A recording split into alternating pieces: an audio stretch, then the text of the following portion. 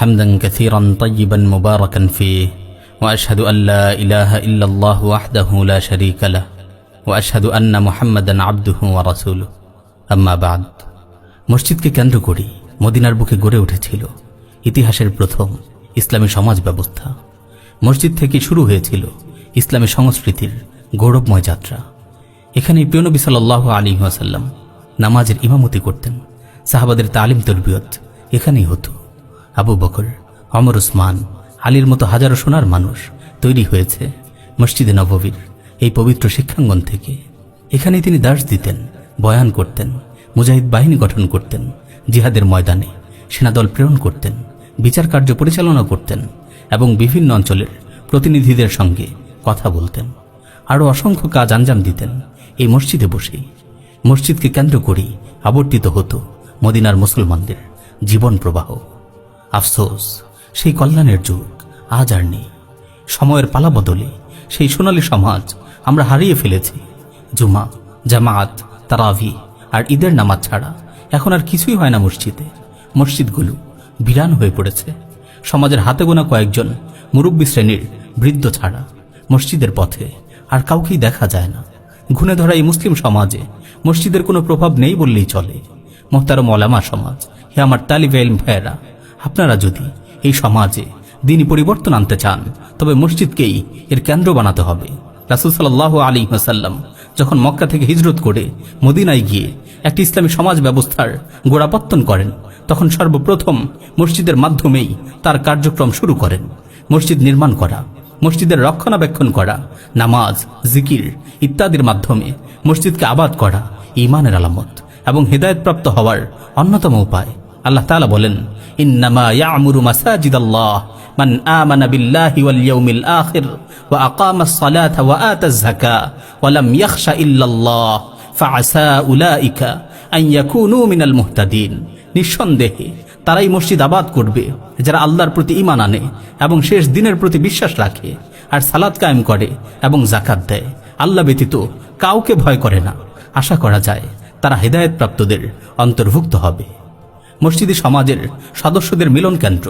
প্রতিদিন অন্তত 5 বার তারা এখানে মিলিত হবে।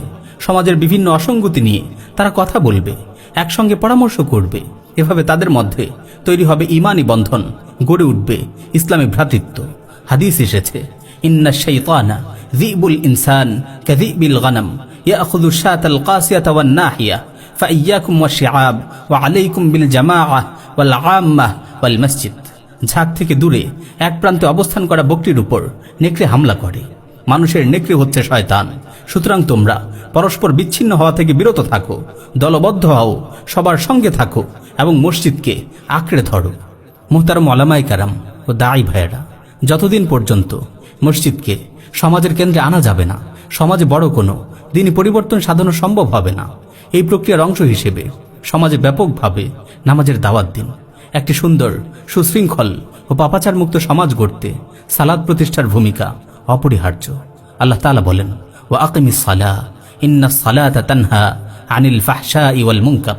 হে নবী, আপনি সালাত প্রতিষ্ঠা করুন। নিশ্চয়ই সালাত অশ্লীল ও মন্দ কাজ থেকে বিরত রাখে। শিশু, কিশোর, তরুণ, বৃদ্ধ সবাইকে জামাতের সঙ্গে নামাজ আদায়ে উদ্বুদ্ধ করুন। উদ্যমী তরুণদের নিয়ে সমাজে ব্যাপক জনসচেতনতা তৈরি করুন। নিজের পরিবার থেকে শুরু করুন এই মহৎ কার্যক্রম। আল্লাহ তাআলা বলেন, ওয়া'মুর আহলাকা বিস-সালাহ ওয়াসতাবির আলাইহা। আপনি আপনার পরিবারের লোকদের নামাজের আদেশ দিন এবং নিজেও এর উপর অবিচল থাকুন। মসজিদকে হিদায়াতের কেন্দ্রে পরিণত করুন। বিভিন্ন ধরনের দ্বীনি প্রোগ্রামের আয়োজন করুন।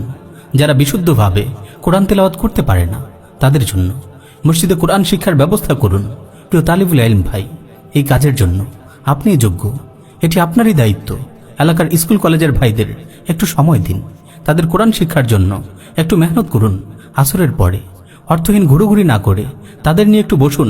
সহিহ হাদিস এসেছে, মান আল্লামা আয়াতাম মিন কিতাবিল্লাহ কানা লাহু সাওয়াবুহা মা তুলিয়াত। যে ব্যক্তি কোরআনের একটি আয়াত শিক্ষা দেয়, যতদিন ওই আয়াতটি তিলাওয়াত করা হবে অতদিন সে সওয়াব পেতে থাকবে। শাইখুল ইসলাম ইবনে তাইমিয়া রাহিমাহুল্লাহ বলেন, কোরআন শিক্ষা দেয়া এবং কোরআন শিক্ষার সময় ও সম্পদ দিয়ে সাহায্য করা সর্বোত্তম আমল। ইমাম সাহেবের সঙ্গে পরামর্শ করে মসজিদে সাপ্তাহিক দার্সে কোরআনের মজলিস করুন। মোহতারম আলিম ভাইয়েরা, এটি আপনাদের দায়িত্ব। ব্যস্ততার ফাঁকে সময় বের করে প্রতি সপ্তাহে তাদের কিছুক্ষণ সময় দিন। মুসলিম শরীফের হাদিস এসেছে, রাসূল সাল্লাল্লাহু আলাইহি ওয়াসাল্লাম এ ব্যাপারে উৎসাহ প্রদান করে বলেন, মাজতামা কওমুন ফি বাইতিন মিন বুয়ুতিল্লাহ ইয়াতলুনা কিতাবাল্লাহ ওয়া ইয়াতাদারাসুনাহু বাইনাহুম ইল্লা নাযালাত আলাইহিমুস সাকিনাহ ওয়া গাশিয়াতহুমুর রাহমাহ ওয়া হাফফাতহুমুল মালায়েকা ওয়া যাকারাহুমুল্লাহু ফীমান ইনদা। কোন সম্প্রদায় যখন আল্লাহর কোন ঘরে সমবেত হয়ে আল্লাহর কিতাব তেলাওয়াত করে এবং পরস্পরে তা নিয়ে আলোচনা করে, তখন তাদের উপর রহমত নাজিল হয়। ফেরেশতারা তাদেরকে ঘিরে রাখে এবং আল্লাহ তার নিকটবর্তী ফেরেশতাদের কাছে তাদের প্রশংসা করেন। মাঝে মাঝে দরসে তাওহীদ ও দরসে ফিকহের আয়োজন করুন। প্রয়োজনীয় ঈমান, আকীদা ও ফিকহের মাসাইল যেন তারা শিখতে পারে। অন্তত ফরজ আইন পরিমাণ ইলম যেন তাদের হাসিল হয়ে যায়। বিভিন্ন উপলক্ষে বিজ্ঞ কোনো শাইখ বা দাঈকে দাওয়াত করে আপনাদের মসজিদে নিয়ে আসুন। এলাকার মানুষকে তার মূল্যবান আলোচনা শোনার জন্য সুযোগ করে দিন। মসজিদ কেন্দ্রিক বিভিন্ন দ্বীনি কর্মকাণ্ডে সমাজের কিশোর ও তরুণদের সংযুক্ত করুন। তাদের মনে দ্বীনের প্রতি ভালোবাসা তৈরি করুন। তাদেরকে দাঈ হিসেবে গড়ে তুলুন। সম্ভব হলে মসজিদের স্বল্প পরিসরে একটি পাঠাগার খুলুন। স্কুল কলেজের ভাইদের পাঠের উপযোগী আকীদা ও ফিকহের মৌলিক কিতাবগুলো সংগ্রহে রাখুন। স্কুল কলেজ পড়ুয়া কিশোর ও তরুণ মুসল্লিদের দ্বীনি ইলম অর্জনে উৎসাহিত করুন। নিয়মিত জামাতে হাজির হওয়ার পুরস্কার হিসেবে তাদেরকে মাঝে মাঝে ছোটখাটো হাদিয়া দিন। মুসল্লিদের মাঝে বিভিন্ন গুরুত্বপূর্ণ দ্বীনি কিতাবাদি বিতরণ করুন। মাঝে মাঝে বিজ্ঞ কোনো আলেমকে দাওয়াত করে এনে প্রশ্নোত্তর পর্বের আয়োজন করুন, যাতে মুসল্লিরা তাদের নিত্য প্রয়োজনীয় ফিকহি মাসাইল জেনে নিতে পারে। তালিবুল ইলম ভাই, মুসলিম সমাজ আজ মসজিদ থেকে সম্পূর্ণ বিচ্ছিন্ন হয়ে পড়েছে। বিপর্যস্ত মুসলিম সমাজের হাল ধরা আপনাদেরই দায়িত্ব। আপনারা আপনাদের জিম্মাদারি গ্রহণ করুন। দ্বীনের প্রয়োজনে নিজেদের উৎসর্গ করুন। আল্লাহ তাআলা আমাদের আমল করার তৌফিক দিন। আমিন। ওয়া আখিরু দাওয়ানা আনিল হামদুলিল্লাহি রাব্বিল আলামিন।